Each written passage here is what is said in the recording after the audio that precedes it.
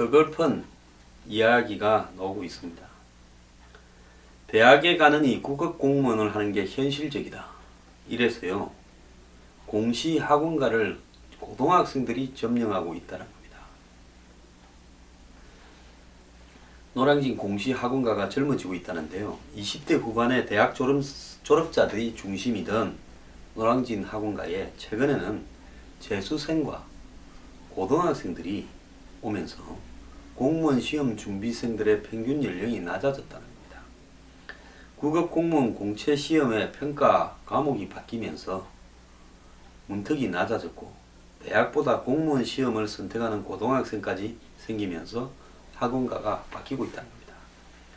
취업하기 어렵고 취직한다 해도 경제 불황으로 회사들이 어렵다 보니 신분이 불안정하니까 신분 안정성이 높은 공무원이 인기가 있어진 것은 오래됐는데 이제 고등학생까지 이 대열에 가담하고 있다는 겁니다. 서울 한 구청에서 3년째 근무 중인 임모 씨는 아직도 대학 휴학생이라는 겁니다.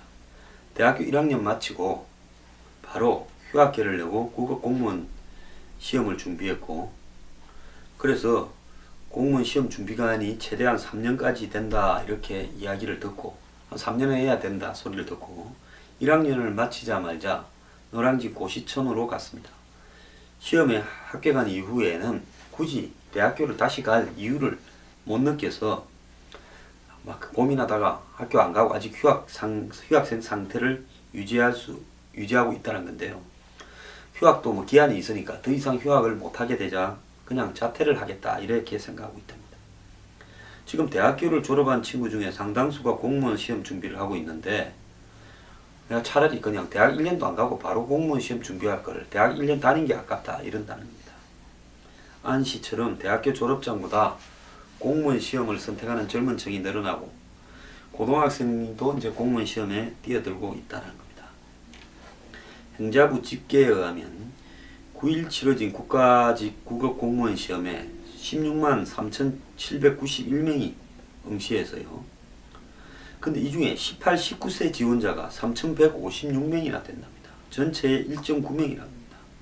지난해와 비교해도 고등학생으로 추정되는 이 연령대는 2015년은 2,160명이었는데 1년 사이에 절반쯤 증가했다는 겁니다. 특히 2013년부터 국어 공무원 평가 항목에 수학, 과학, 사회가 추가되면서 고등학생들이 이 시험에 뛰어들기가 더 쉬워졌다는 겁니다. 이전까지 필수 평가 과목이던 행정법 총론과 행정학 개론이 선택 과목으로 바뀌고 고등학교에서 배우는 과목이 추가됐다는 겁니다. 학교 수업과 중복되는 과목만으로도 국어 공무원 시험을 칠 수 있게 되니까 이제 고등학생이 국어 공무원 시험 치러 온다는 겁니다. 학교가 공무원 시험보다 더 못해져 버린 겁니다. 대학에 가는 게 참 현실적으로는 출세, 취업 이상 아무것도 없는 겁니다. 그래서 대학이 취업에 아무런 도움이 안 되니까 가차없이 대학을 안 갑니다. 과거 대학이 가진 사회적 기능은 취업이나 이런 부분도 있었지만 인문학을 쌓고 또 친구들과 교류를 하고 사회를 보는 시각도 넓히고 젊은 시절에 낭만을 좀 즐기고 이런 것들도 다 있었는데요. 이제 전부 애들이 고등학교 때부터 공부하는 기계가 돼가지고 이런 부분을 생략하면서 대부분의 대학이 낭비적인 과정처럼 된다 그러면 오늘날 대학의 존립의 필요성은 뭐겠습니까? 자, 노량진 학원가도 이에 따라서 고등학생 지원자를 위한 설명회도 열고요. 홍보를 강화하고 있다고 합니다. 자, 이 때문에 국업시험을 준비했던 수험생 중에는 7급 공무원으로 옮긴 사람도 많다는 거예요. 고등학교 교과목보다는 기존에 공부했던 전문 과목을 하는 것이 경쟁에서 낫겠다. 괜히 고등학생들한테 수학, 과학, 사회 이런 거 하면 밟히죠. 그러니까 차라리 행정법 총론이나 행정학 개론 등을 하는 7급이 더 나을 것 같아. 이 취업준비생은 원래 9급을 준비했는데 난이도 차이는 있지만 그래도 대학에서 법을 배운 것을 활용할 수 있는 7급이 나을 것 같아서 그걸로 옮겼다. 고등학생 등 경쟁률이 너무 높아져서 7급 시험을 치는 게 오히려 합격률이 더 높을 수 있다 이랬다 겁니다. 전문가들은 대학에 지나가더라도 취업에 막대한 시간과 돈을 투자하는 현실에서 고등학생이 공무원 시험에 뛰어드는 게 당연한 거 아니냐 이런다는 겁니다. 참 기가 찬 세상입니다. 황장수의 뉴스 브리핑은 미래경영연구소가 여러분들과 그리고 미래경영연구소 회원분들과 더불어서 사회개혁을 위해서 만들어가는 방송입니다.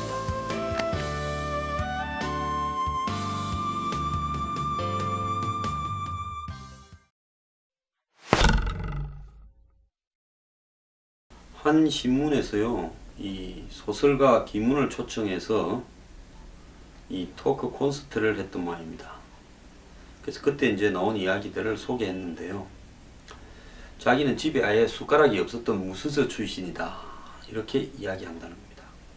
아버지가 뭐 이 김구 밑에서 독립운동도 했고 또 언론사에 있었는데 또 말년에는 무협지 작가도 했답니다. 근데 좀 한량이 있었던 모양이에요. 아버지한테 글은 배웠는데 하도 이제 이사를 자주 가게 돼서 아버지가 이사 가고 나면 그냥 어디로 이사 갔는지도 모르고 물어 이삿집을 찾아와서 이 배산 임수가 아니다, 풍수지리 탓하면서 뭐라 하고 이랬답니다. 굉장한 한량이죠.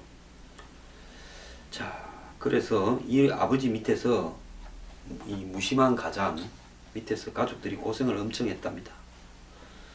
그래서 이분이요, 이 지금 한국의 현실은 부모의 자산으로 자식의 삶이 결정되는 이 수저로운 사회라는 것이 너무나 안타깝다 했답니다. 금수저, 은수저, 동수저, 헛수저에 이르기까지 서열화하는 수저로는 가난이 다시 문제가 되고 있는 현실을 갖다가 나타내고 있다는 겁니다. 자기가 어릴 때처럼 그 사이에 가난이 좀 극복된 건가 했는데 여전히 그렇다는 겁니다.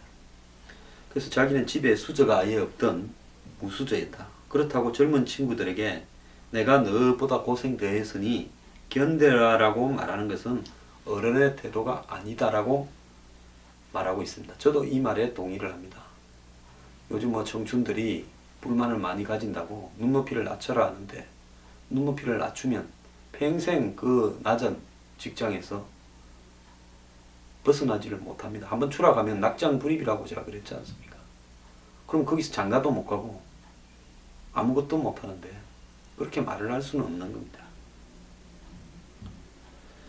계층 간의 차이는 어디에나 있지만 현재 우리 사회에서 수저와 수저의 사이의 관계는 너무나 억압적이다. 특히 가난 탓에 인간이 절망에 빠지고 타락하고 범죄를 저지르는 것을 너무 많이 봤기 때문에 파괴적 가난으로부터 인간을 보호해야 된다는 것이 평소 지론이다, 이렇게 이야기했답니다. 김훈은 우리 세대는 가난을 극복하고 싶은 일념이 있었고 그 꿈을 이루는 데 성공했는데 밥과 자동차와 집이 넘치는 풍요의 세상을 만들었지만은 그 과정에서 수많은 비리와 차별과 모순이 생겼다. 아버지 세대가 가난과 억압을 물려줬다면 우리는 비리와 모순을 다음 세대에 물려주게 됐다. 누구에게나 자기 세대의 문제는 있지만 현재의 잘못된 구조를 해결하지 못하면 희망이 없다, 이렇게 이야기를 했습니다. 이를 위해 당부하는 것은 타인의 고통에 대해서 감수성을 가지라는 겁니다. 요즘 어린이날은 애초에 제정했을 때 의미는 사라지고 모성애의 이름으로 내 새끼만 호강시키는 날로 변질됐다. 인간 모성애의 위대함은 동물과는 달리 내 새끼뿐만 아니라 이웃집의 새끼도 들여다볼 수 있기 때문이다 라고 꼬집었답니다. 남의 고통을 알게끔 자녀들에게 가르쳐야 된다. 남의 고통을 헤아릴 수 있는 인간으로 키워야 된다고 다시 한번 강조했답니다. 자, 김 작가께서 저는 올바른 말씀을 했다고 봅니다. 본인은 각고의 노력으로 돈도 많이 벌고 성공한 한국의 몇 손가락 안에 꼽히는 작가가 됐지만은 타인의 고통에 대해서 공감을 하는 부분, 우리 사회의 문제에 대해서 여전히 날카롭게 이렇게 해부하고 있는 부분, 또 더 나아가서 젊은 사람들을 무조건 참고 견뎌라, 이렇게 비판해서는 안 된다고 하는 부분, 우리 세대가 저지른 잘못이 무엇인가를 아는 부분에서는 존경할 만한 분이라고 생각합니다.